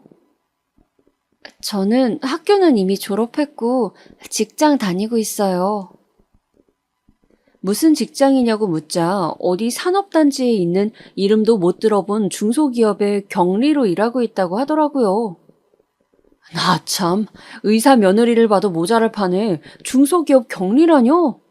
보나마나 최저임금 받고 일할 게 뻔한데 어디 뻔뻔하게 교수 될 우리 아들을 꼬셨는지. 저는 기도 안 차서 코웃음을 쳤습니다. 게다가 학교도 2년제 전문대를 나왔다고 하더라고요. 심지어 머리도 나쁜 아이였습니다. 부모님은 뭐 하시냐고 묻자 아빠는 택배 일 하시고 엄마는 전업주부라고 하더라고요. 가지고 있는 재산도 물론 없고요. 저는 정말 화딱지가 나서 뒤집어지는 줄 알았습니다. 병원장급 이하는 생각도 해본 적이 없는데 중산층도 아닌 하층민이라뇨? 어떻게 이럴 수가 있나요? 똑똑한 제 아들이 눈이 삐었을 린 없고 저 요망한 기집애가 제 아들 바지가랑이를 붙잡고 신분 상승하려는 수작임에 틀림없었습니다. 저는 혈압이 올라 뒷목을 잡고 주무르며 그 여자에게 물었습니다. 너 아주 요망한 기집애구나. 어딜 감히 우리 기현이를 넘봐. 아주 어떻게든 애 가져서 교수 3호 돼 보려고 발가벗고 우리 기현이한테 달려들었구먼. 안 그래? 제 말에 아들이 버럭 화를 내며 말했어요. 엄마, 그런 거 아니에요. 저 소영이랑 중학교 때부터 친구였고 고등학교 때부터 사귄 거예요. 내가 중학교 때 같은 반에 친한 여자애 있다고 말한 거 기억 안 나요? 짝꿍이었는데 공부도 도와주고 했다고요. 걔가 소영이에요, 엄마. 제발 함부로 말하지 말아주세요. 저는 아들의 말에 기가 막히고 코가 막혔습니다. 고등학교 때부터 사귀었다뇨? 공부만 하는 줄 알았던 우리 아들이 고등학교 때부터 여자애한테 놀아났다니 정말 믿을 수가 없었습니다. 저 소영이라는 애가 어릴 때부터 아주 발랑 까져서 우리 기현이를 꼬신 게 분명했습니다. 애가 얼마나 야갔으면 친구들은 공부만 열심히 하는 그 나이에 어쩜 남자애를 꼬실 생각을 했을까요? 그것도 나중에 시집 갈 것까지 생각해서 공부 제일 잘하는 우리 기현이로 딱 골라서요. 저는 정말 화가 나서 이 상황을 받아들일 수가 없었습니다. 그리고 그날은 머릿속이 정리되지 않아서 일단 애들을 돌려보냈습니다. 그리고 이후 한 달여 남짓 끊임없이 아들을 설득해보고 그 소영이라는 아이한테 전화해서 몇 번씩이나 협박도 해보고 회유도 해봤지만 소용이 없었습니다. 그쪽 부모 연락처까지 받아 내 아들 미래 망쳐야겠냐고 사정사정 해봤지만 자기 딸 인생은 어떻게 책임질 거냐면서 적반하장 하더군요.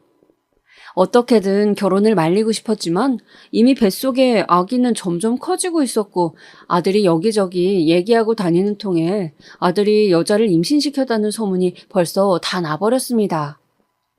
만약 결혼을 시키지 않는다면 여자애 임신시키고 버렸다는 얘기가 돌게 뻔했기 때문에 장차 교수가 될 우리 아들 명성이 흠집내는 건 죽어도 싫었던 저는 어쩔 수 없이 결혼을 허락하게 되었습니다.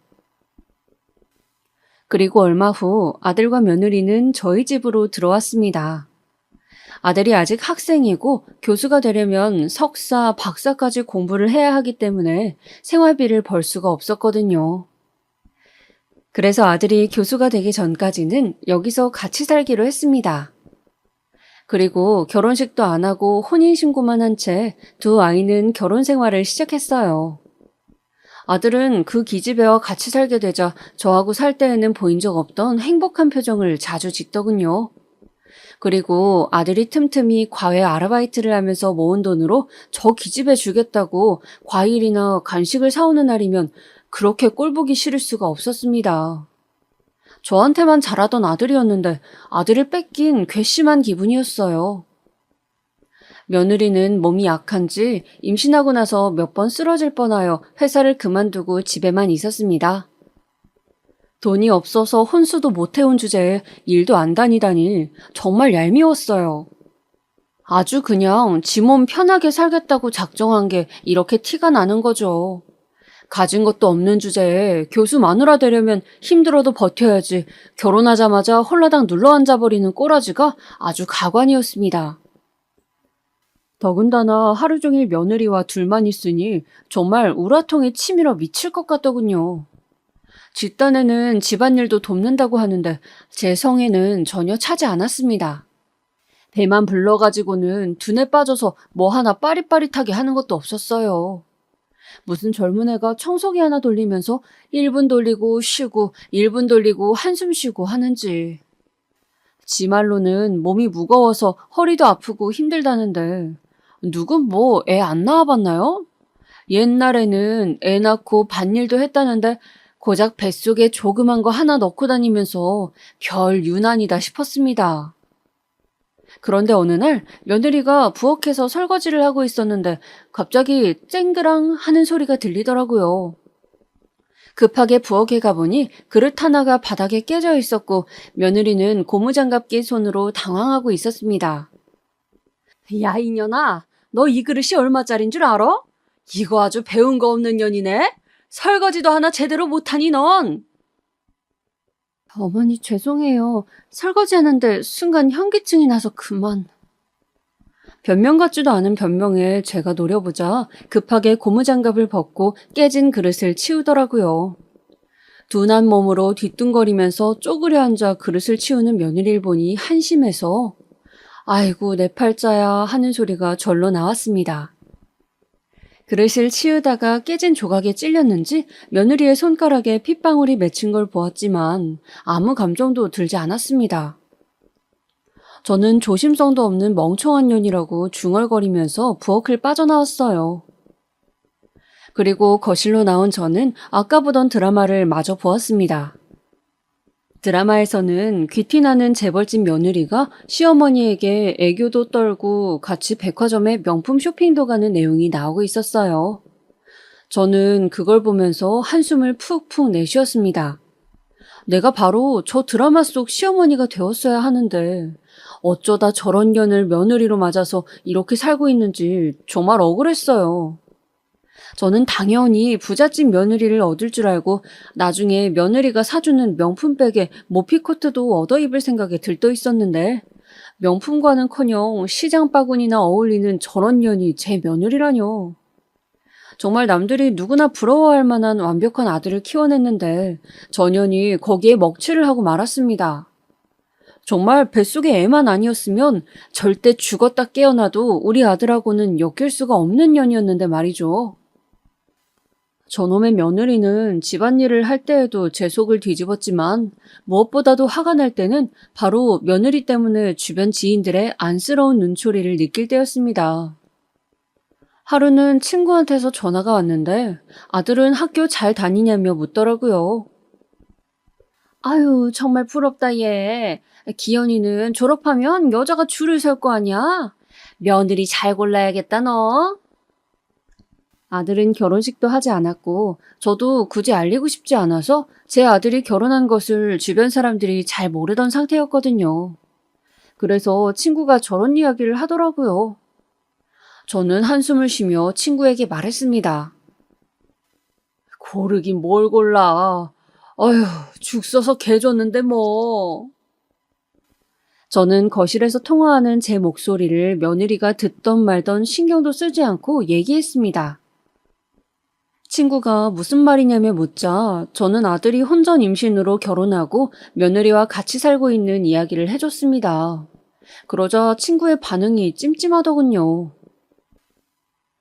아, 그래? 뭐 착하기만 하면 됐지 뭐. 아쉽겠다, 야.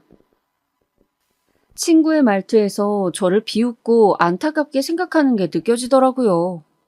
제가 느끼기에는 그렇게 아들 자랑하더니 겨우 그런 며느리 들인 거야? 에휴, 기껏 키워놓으면 뭐하니 한심하다 라고 하는 것처럼 들렸어요. 저는 항상 남의 부러움만 사던 사람이었는데 동정과 비웃음의 대상이 되자 정말 그 역겨운 기분을 참을 수 없었습니다. 저는 친구와 전화를 끊은 후 휴대폰을 바닥에 확 집어 던졌습니다. 그리고선 쭈그려 앉아 방바닥을 닦고 있던 며느리에게 가서 험한 말을 쏟아부었어요. 너 때문에 우리 기현이 인생도 망치고 내 인생도 망쳤어. 돌려내 이 못된 년아. 내가 너 같은 년 들이자고 우리 기현이 그렇게 똑똑하게 키운 줄 알아? 너만 아니었으면 내가 의사 며느리, 판검사 며느리 들이는 건데 너 때문이야. 다 너 때문이라고. 제가 소리를 지르며 며느리를 밀치자 며느리는 중심을 잡지 못하고 뒤로 벌러덩 넘어졌어요. 그러더니 그 자세 그대로 엉엉 울더군요. 저는 우는 모습도 꼴보기 싫어서 욕설을 퍼붓고 며느리에게 분풀이를 했습니다. 며느리는 울면서 저한테 애원하더군요. 어머니, 제발 그러지 말아주세요. 우리 아기 잘못되면 안 돼요. 저는 차라리 잘못되길 바라면서 계속해서 분풀이를 하다가 씩씩대며 밖으로 나가버렸습니다. 전현 때문에 이놈의 집구석에 있기도 싫었어요. 그리고 괜히 밖에서 바람이나 쐬면서 돌아다니다가 저녁 늦게 집에 돌아갔습니다. 집에 들어가 보니 아들이 와 있더라고요. 아들은 잔뜩 화가 난 얼굴로 저에게 소리쳤습니다. 엄마, 도대체 소영이한테 왜 그러시는 거예요? 네? 소영이 제가 사랑하는 사람이고 제 아이의 엄마예요. 제발 소영이 괴롭히지 마세요. 그리고 그날 이후로 며느리는 제 눈치를 심하게 보면서 자꾸 저를 귀찮게 하더라고요. 어머님이 좋아하시는 음식을 했으니 드셔보라는 둥, 다리가 아프시면 주물러 드리겠다는 둥. 저는 그때마다 마치 더러운 바퀴벌레라도 본 듯 경멸하는 눈초리로 며느리를 노려보았습니다. 그렇게 하루하루 지옥같이 지내던 어느 날 며느리가 배에서 태동이 느껴지지 않는다며 아들을 데리고 병원에 가더군요. 저는 내심 속으로 잘못되기만을 바랐습니다. 만약에 아이가 잘못된다면 당장 이혼시킬 생각으로요. 그런데 하늘도 제 바람을 알았는지 며느리의 뱃속의 아기가 정말로 잘못되고 말았습니다. 자궁 내 태아 사망이라네요. 무려 임신 9개월 차 때였습니다. 만삭이라 정말 그렇게 될 줄은 몰랐는데 혹시 제가 괴롭혀서 그런가 뜨끔하긴 했지만 애도 저런 년을 엄마로 두기 싫어서 가버린 거라고 저 나름대로 생각하기로 했습니다. 그리고 그 후 병원에서 사산된 아기를 유도분만한 후 집으로 돌아온 며느리는 말도 안 하고 먹지도 않고 방에만 누워있더군요. 아들도 아이를 잃은 슬픔에 잠겨 하루하루를 눈물로 보냈습니다. 저는 방 안에만 처박혀 있던 며느리에게 가서 또 폭언을 쏟아냈어요. 저는 시어머니가 말씀하시는데 감히 침대에 등 돌리고 누워서 들은 척도 안 하는 며느리가 괘씸해서 방문을 쾅 닫고 나갔습니다. 그리고 당장 내일 이혼 서류를 가져다가 도장을 찍게 해야겠다고 생각했어요. 그리고 저는 아무 일도 없었다는 듯 소파에 앉아서 TV를 봤습니다.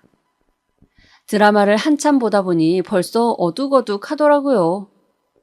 집에 돌아온 아들이 우울한 표정으로 방에 들어갔는데 갑자기 아들이 아악 하고 소리를 지르더니 미쳐서 날뛰기 시작했습니다. 저는 깜짝 놀라서 얼른 방으로 달려갔어요.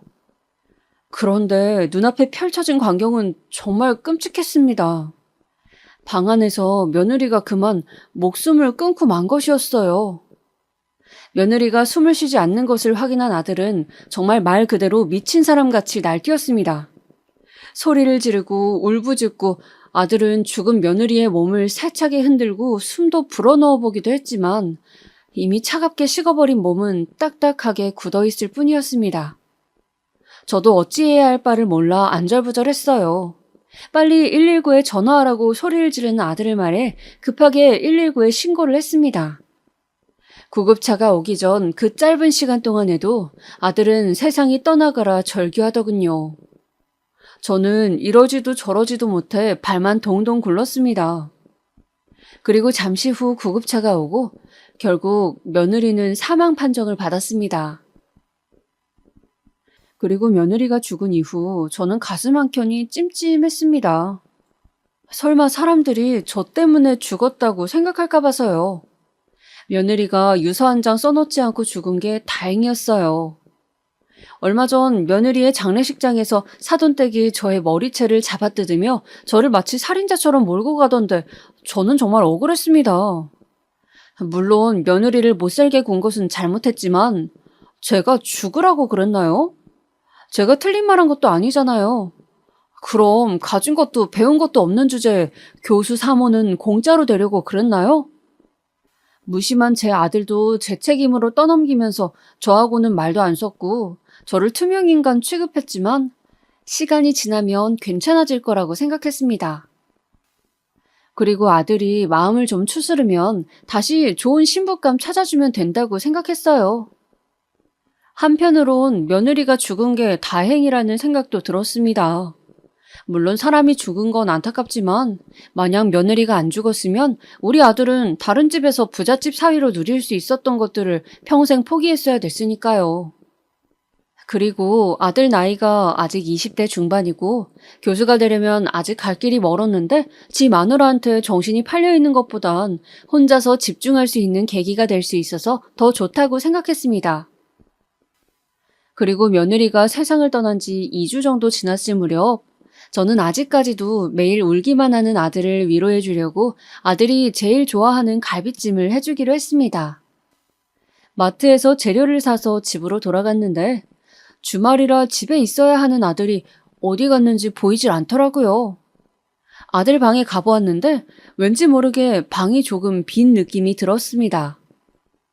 그냥 집 앞에 잠깐 나갔나 보다 하고 부엌에 재료를 손질하러 가는데 식탁에 웬 쪽지가 하나 놓여져 있었습니다. 그리고 쪽지를 들어서 읽어보니 이렇게 써있더군요.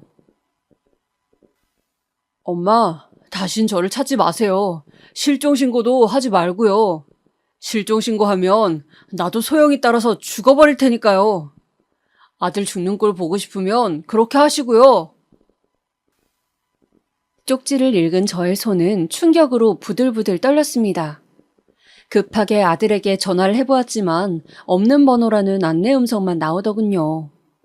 분명히 어제까지는 이 번호로 통화를 했었는데 저는 이 상황이 믿기질 않아 아들이 장난치는 줄 알고 집안 구석구석을 뒤져보았습니다. 엄마 기분 좋게 해주려고 숨바꼭질이라도 하는 줄 알고요.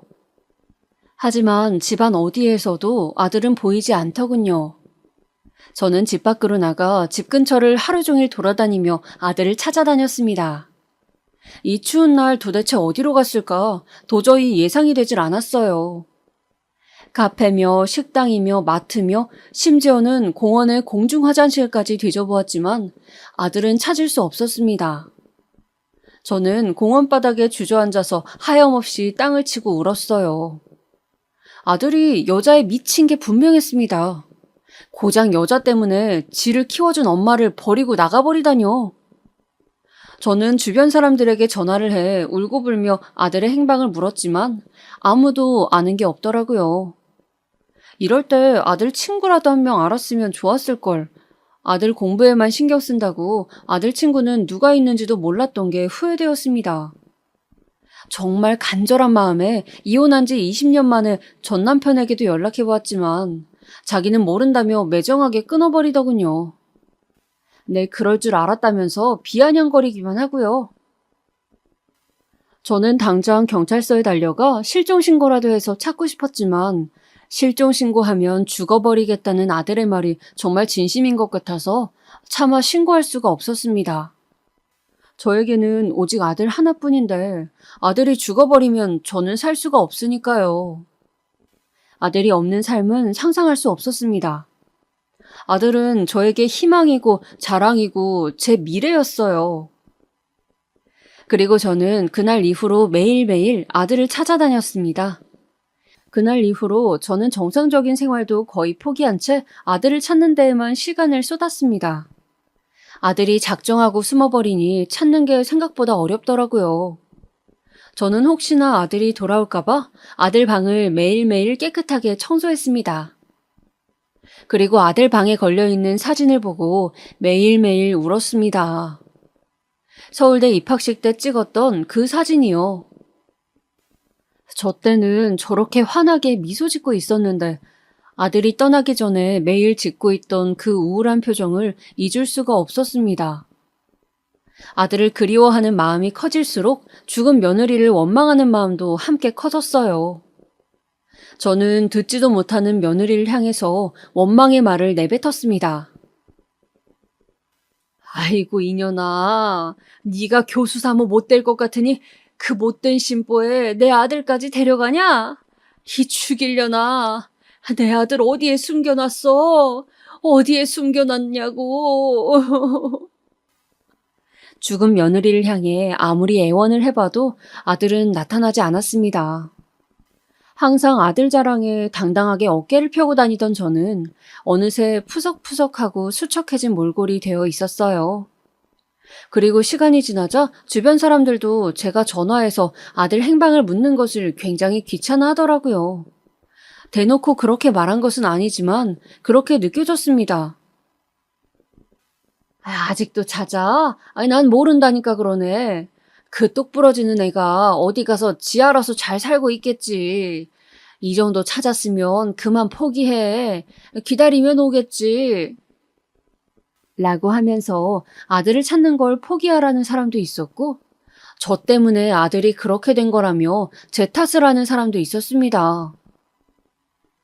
아니, 기현 엄마, 툭 까놓고 얘기해서 며느리가 기현 엄마 때문에 죽은 건 맞잖아. 안 그래? 지 마누라가 엄마 때문에 죽었는데 엄마랑 한 지붕에서 살 수 있겠어? 기현이 마음도 생각해줘야지. 근데 설마 뱃속 애도 자기 때문에 죽은 건 아니지?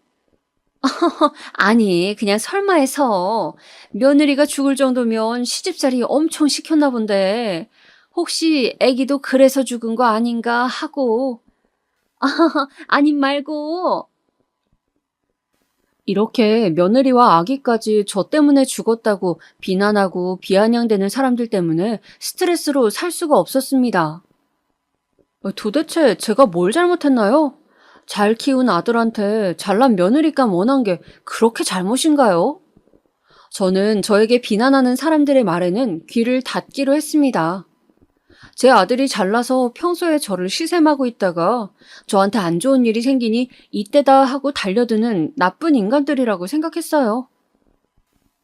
그리고 시간이 흐르고 흘러 아들이 사라진 지도 벌써 10년이 되었습니다. 솔직히 저는 아들이 금방 화를 풀고 돌아올 줄 알았어요. 아무리 화가 났어도 지를 낳고 길러준 엄마인데 이렇게까지 할 줄은 정말 몰랐습니다. 어떻게 자기를 낳아준 엄마와 연을 끊을 수가 있나요? 저는 몇 년 동안 아들을 찾기 위해 노력했지만 성과가 없자 더 이상 찾는 것을 포기하고 기다리기로 했습니다. 중간에 몇 번이나 경찰서에 신고할까 정말 많이 고민했지만 경찰서 앞까지 갔다가 다시 돌아오기 일쑤였어요. 무소식이 희소식이라고 차라리 못 보는 게 낫지 아들이 죽었다는 연락은 죽었다 깨나도 받고 싶지 않았습니다. 제가 해볼 수 있는 수단은 다 해보았지만 돌아오지도 찾을 수도 없는 아들을 매일매일 그리워했습니다. 날마다 집에서 아들의 사진을 보며 사진 속의 얼굴을 어루만졌습니다. 밥을 먹을 때면 아들의 빈자리가 허전해 밥그릇을 하나 더 놓곤 했어요. 이제 아들의 나이도 30대 중반, 제가 예전에 그리던 미래에서 30대 중반의 아들은 교수가 되고 부잣집 아내를 얻어 저에게 호강시켜주는 모습이었습니다. 그런데 현실은 아들이 결혼을 했는지 아닌지도 알 수 없는 상태였죠. 주변에서 아들, 딸들 하나둘씩 시집장가 보내는 걸 보면서 가슴이 미어졌습니다. 저도 나이를 먹다 보니 제가 좀 욕심이 과했다는 생각이 들기 시작하더라고요. 며느리가 아무리 마음에 안 들어도 아들이 없는 것보단 나았는데 제 발등 제가 찍었다는 생각이 들었죠. 그놈의 부잣집 며느리가 뭐라고. 하지만 이제 와서 후회해봤자 늦었을 뿐이었습니다. 그리고 어느 날 저는 서울에 볼 일이 있어서 갔다가 아들이 다니던 서울대 근처를 지나가게 되었어요. 학교 정문을 보자 서글픈 마음이 들더군요. 지금은 도대체 어떻게 살고 있을까 생각하면서요. 커피나 한 잔 마시고 가야겠다는 생각에 근처 카페에 들어갔습니다. 창가에 앉아 창밖만 하염없이 바라보면서 생각에 잠겨 있었어요. 그런데 그때 카페 앞에 웬 검정색 외제차가 서더니 안에서 정장을 입은 남자와 학생 여러 명이 내리더라고요. 저는 무심코 그쪽을 바라보았습니다. 그 일행은 제잘거리며 카페 안으로 들어왔습니다. 그 남자와 학생들은 커피를 주문하더니 저쪽 자리로 가서 앉더라고요. 저는 다시 창밖으로 고개를 돌렸습니다. 그리고 주문한 커피가 나오자 그 남자는 가지러 가는 것 같더군요. 그리고 맛있게 드시라고 인사하는 점원에게 감사합니다 하고 인사하는 그 남자의 목소리가 너무도 익숙하더라고요. 그 익숙한 느낌에 놀란 저는 고개를 휙 돌려 그 남자를 쳐다보았어요. 커피를 받아 자리로 돌아가는 그 남자의 옆 얼굴을 보는 순간 저는 가슴이 철렁했습니다. 그 남자는 바로 제 아들이었기 때문이었죠. 10년 만에 본 아들이었지만 그것도 옆모습뿐이었지만 제 아들임을 한눈에 알아볼 수 있었습니다. 저는 아들임을 알아보자마자 테이블에 있던 커피가 쏟아지는 줄도 모른 채 벌떡 일어나서 그쪽으로 달려갔습니다. 가까이 가자 커피를 받은 학생들이 제 아들에게 감사합니다 교수님 하고 인사하더라고요. 저는 교수님이라는 말에 심장이 떨어지는 줄 알았습니다. 저는 아들에게 달려가 어깨를 잡아당기며 소리쳤어요. 기현아, 기현이 맞지? 앉아있다가 저 때문에 화들짝 놀란 아들은 눈이 동그래지더니 저를 확 밀쳤습니다. 그리곤 저에게 소리쳤죠. 왜 그러세요? 누구신데 그러십니까?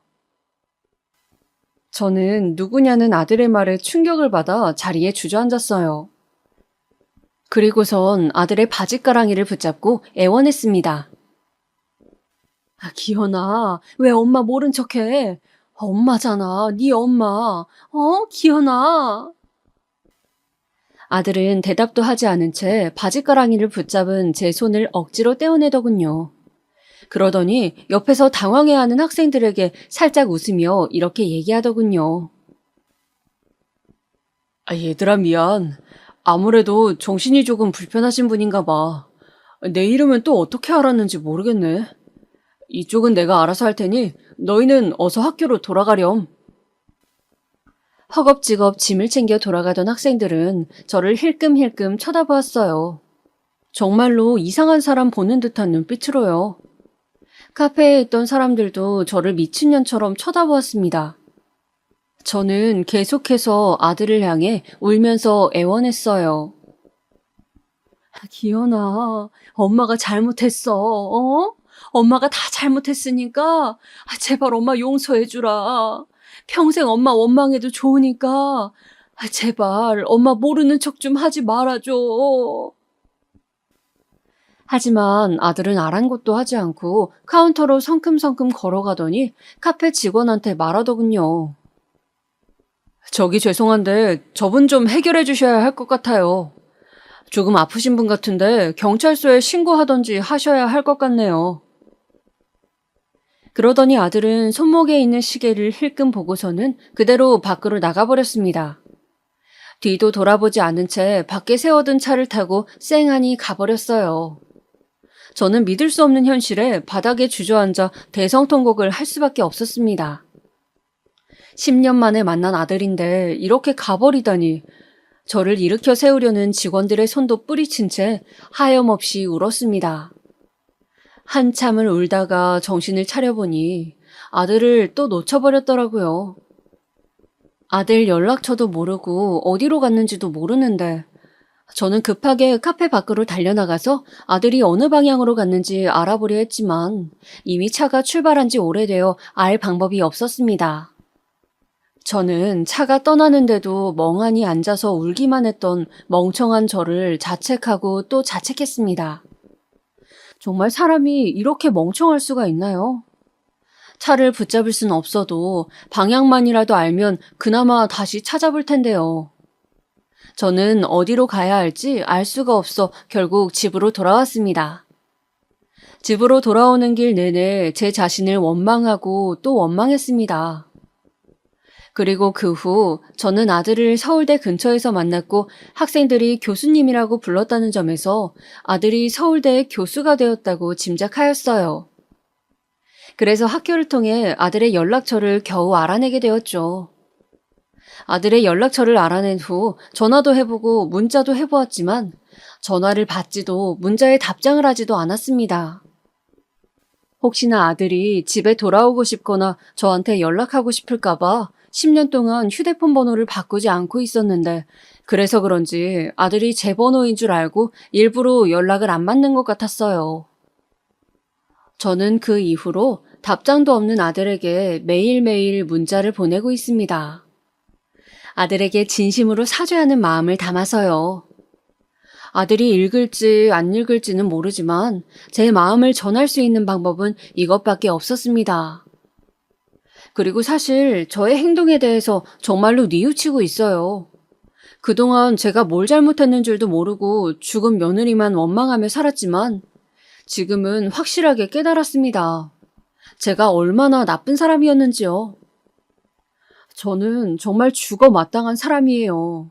아마 죽으면 가차없이 지옥불에 떨어지겠죠. 그리고 저는 얼마 전 처음으로 며느리의 산소를 다녀왔습니다. 저 때문에 죽은 며느리인데 죽고 나서 한 번도 찾아가지 않은 저 정말 제가 생각해도 쓰레기 같은 인간이네요. 저는 며느리의 산소 앞에서 차마 고개를 들 수 없었습니다. 이 가여운 아이가 저의 모진 말과 행동으로 얼마나 힘들었으면 그 꽃다운 나이에 세상을 등졌을까요? 아마 저는 남은 평생 동안 매일같이 잘못을 빌어도 며느리에게 용서받지 못할 겁니다. 그리고 저는 멀쩡히 살아있는 제 아들이 연락이 안 된다는 사실만으로도 이렇게 가슴이 찢어지는데 귀하고 예쁜 딸이 시어미 때문에 죽어버린 사돈어른의 속은 얼마나 갈갈이 찢어졌을까요? 딸을 잃은 슬픔에 지금도 가슴 아파할 사돈어른들에게도 너무 죄송해서 땅속으로 숨고 싶은 마음이었습니다. 이런 제 자신이 너무나도 역겨워 견딜 수가 없었어요. 하지만 이런 저도 노력하면 선해질 수 있을까요? 죽어서 천벌을 받아도 상관없지만 남은 여생은 남들에게 피해주지 않고 착하게 살고 싶습니다. 그런다고 해서 아들과 며느리에게 용서를 받을 수는 없겠지만요. 제가 제 자신을 견디기 위해서라도 반성하고 또 반성하며 살도록 노력할 겁니다. 이제는 교수 아들이고 부잣집 며느리고 다 필요 없습니다. 그저 아들이 제 마음을 알아주고 제 문자에 답장 하나 해주는 것, 그게 저의 유일한 소망입니다. 그게 얼마나 걸릴지, 어쩌면 평생 이루어지지 않을 소망인지도 모르지만요. 제가 죽는 날까지 아들이 끝끝내 저를 받아주지 않더라도 제가 지은 죄이니 그 대가는 달게 받겠습니다. 가슴이 터질 듯 아프지만 죄인이 슬퍼할 자격이나 있나요? 이렇게 사연을 써보니 제가 얼마나 못된 삶을 살았는지 다시 한번 뼈저리게 느껴지네요.